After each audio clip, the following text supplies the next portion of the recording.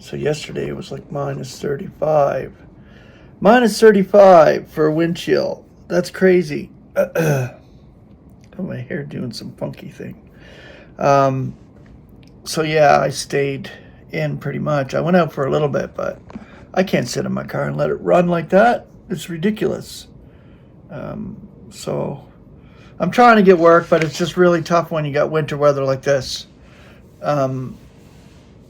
People still order, of course, but I don't know. Lately, it just seems slacked right off. Maybe because of Christmas and people are spending money for Christmas and they don't have money to order out.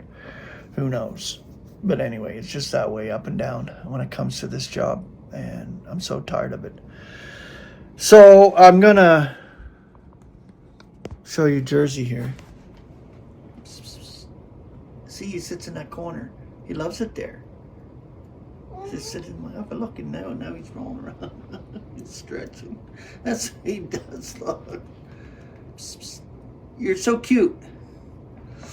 Anyway, there you go. There's Jersey. Alright, so I can set this camera wherever I want. I like that. Alright, so I got a word here today. It's called stay. And there's actually two words. The next associated with the scripture. Persist. Stay and persist. So there's your Greek, of course. What do we got here? The English elements on remain. That's on remain. The concordant definition. Stay in a place. Persist in an action or condition. The concordant scripture for the word stay.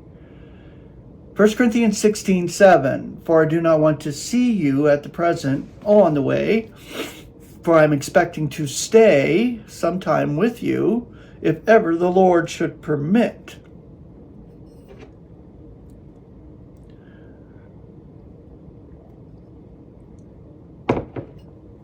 First Corinthians 16:8. Yet I shall stay in Ephesus till Pentecost. Galatians 1:18. Thereupon, after 3 years, I came up to Jerusalem to relate my story to Cephas, and I stay with him 15 days. Philippians 1:24. Yet to be staying in the flesh is more necessary because of you. Now the word persist. Romans 6:1. What then shall we declare? That we may be persisting in sin, that grace should be increasing. And Paul always says, may it not be coming to that. Romans 11:22. Perceive then the kindness and severity of God on those, indeed, who are falling severity. Yet on you, God's kindness, if you should be persisting in the kindness, else you also will be hewn out. Romans 11:23. Now they also, if they should not be persisting in unbelief, will be grafted in. For God is able to graft them in again. Colossians 1:23. Since surely you are persisting in the faith, grounded and settled, and are not being removed from the expectation of the evangel, which you hear, which is being heralded in the entire creation, which is under heaven, of which I, Paul, became the dispenser.